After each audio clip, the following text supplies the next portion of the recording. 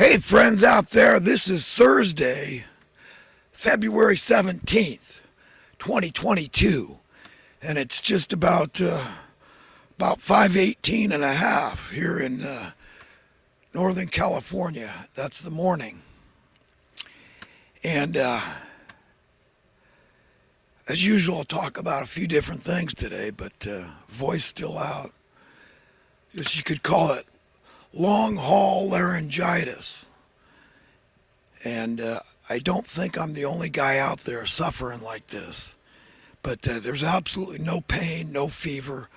There's no symptoms that I've got anything, that I'm sick in any way. So I feel great. And I got to tell you, I did one thing recently that helped me out because if anybody out there has ever experienced bowel difficulty, loose stools or watery stools, I mean, this is gross stuff to talk about. You know, it's difficult conversation to broach.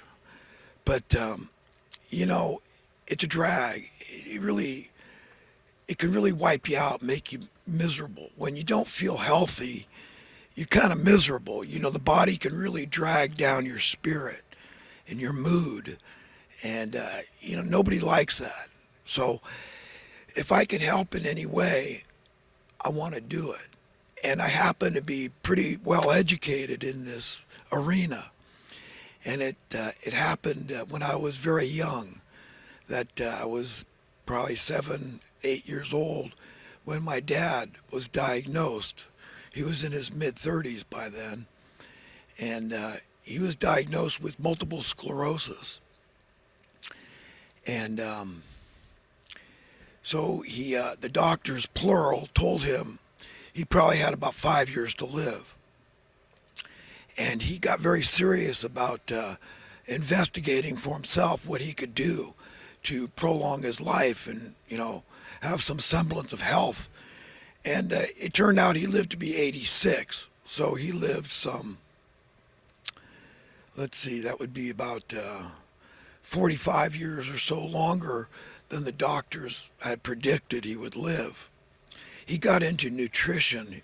He got into supplements. He got into reading books by people that know about these things.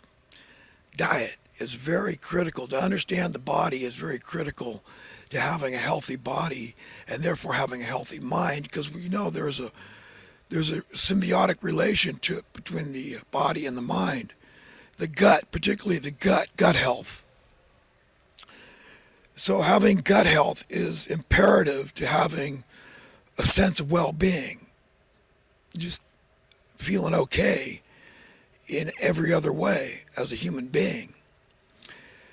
So anyhow, my dad had taught me a lot of things about this. And one of the things that he taught me was this substance, this product, this oil of oregano. And it sounds so innocuous. I mean, so what? It's just another herb. I put oregano in my spaghetti sauce or whatever. But no, when you get into the oils, it's hardcore serious.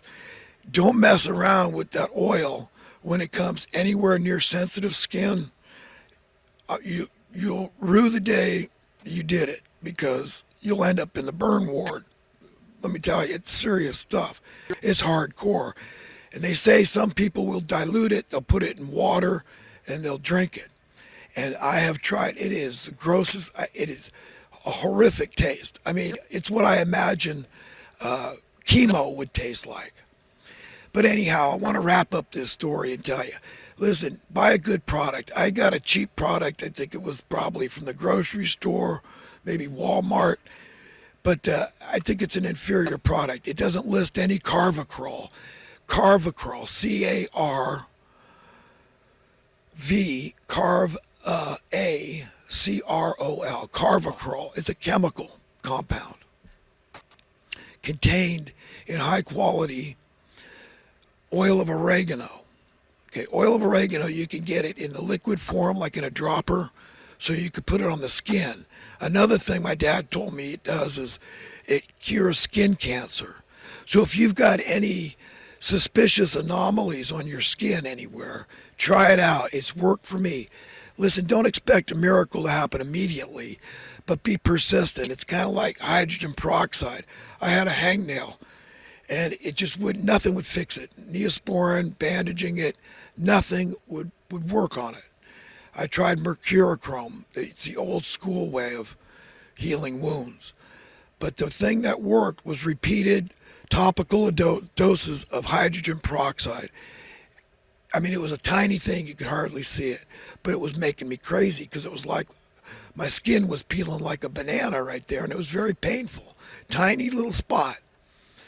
But, so I'm a big believer in hydrogen peroxide for certain things. But now this oil of oregano, I have had suspicious, anomalous spots on my skin. My mom had skin cancer on her nose. It kind of freaked her out a bit. And they did surgeries, because that was the conventional wisdom. It's typically what you do. It was pretty sun a lot. Mediterranean skin. Both her parents came from the Dalmatia region of Croatia, and they were immigrants to the United States in the early 1900s, I guess. Settled in Los Angeles, where my mom was born and raised. But they don't get as much sun. I mean, we're talking about Eastern Europe, so they're pretty fair skinned for the most part. But Mediterranean skin, I guess you could say. But she ended up with that skin cancer because she used to love to sunbathe. And but anyhow, listen, I would recommend it both ways. And look, I hope that nobody in the medical profession is angry with me for saying these things, because I'm going to tell you straight up. Talk to your physician. If you have any concerns, you go to the experts, get the opinions, okay, and make your own decision. And consult your doctor. Consult your physician about anything I'm suggesting you ought maybe try if you have any of these issues. The gut. Here's the thing about the gut. And there's another product. Simple thing. Organic apple cider vinegar with the mother. Bragg's sells a product. It's probably in your grocery store. It's like $4 for a pint of this stuff. You shake it up. It settles on the bottom. It's unfiltered, so the sediment. Shake it up. Pour yourself a little bit. I don't know, an ounce or two. It doesn't take much. It's really tart. It's not a bad tasting thing, but it'll make you gag if you think you're going to drink a lot of it fast.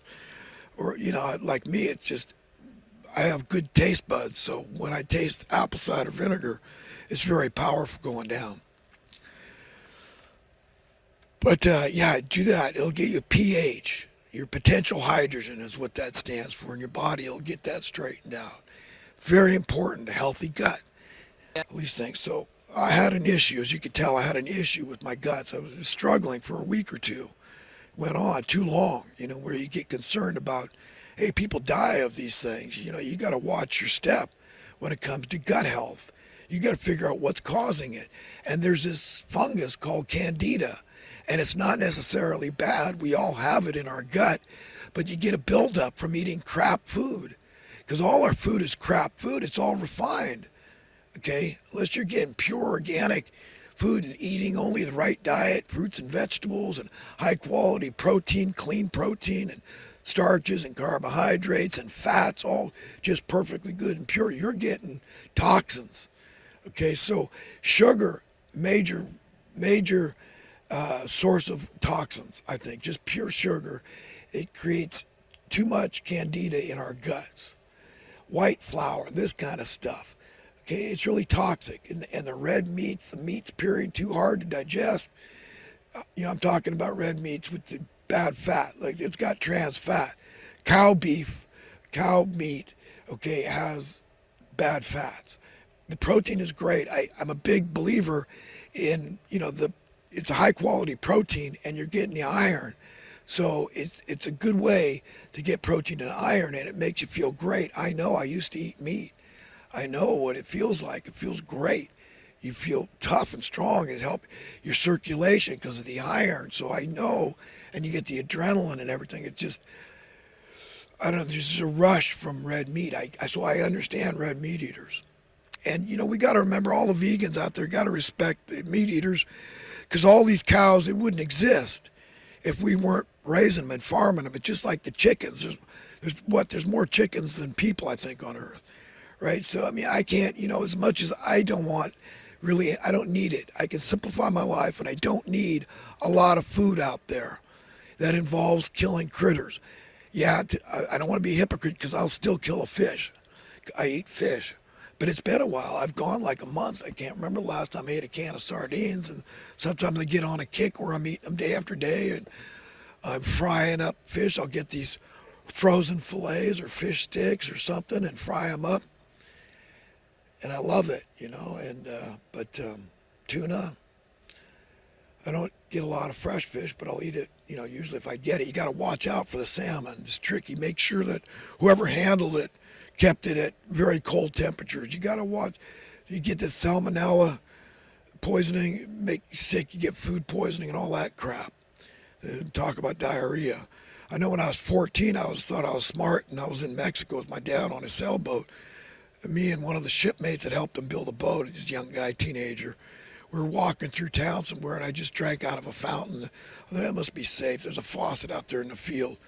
And just being a, dumb teenager trying to show off, I thought I'd show him, the water's okay to drink. I didn't believe that, so it wasn't going to affect me. I ended up with Montezuma's Revenge, dysentery, and I think it lasted me for decades. A little bit, a remnant of that crap in my guts. So I've struggled with loose stools for a large portion of my life. To get to the gist of this thing about the magic, the miracle of the God-blessed miracle of a product like oil of oregano, get the high-quality stuff, go online, get the best deal you can find. You're looking for 80% Carver Curl, looking for free postage from, I go on eBay. I like eBay. People are in Amazon. I can't remember the last time I've ordered on Amazon.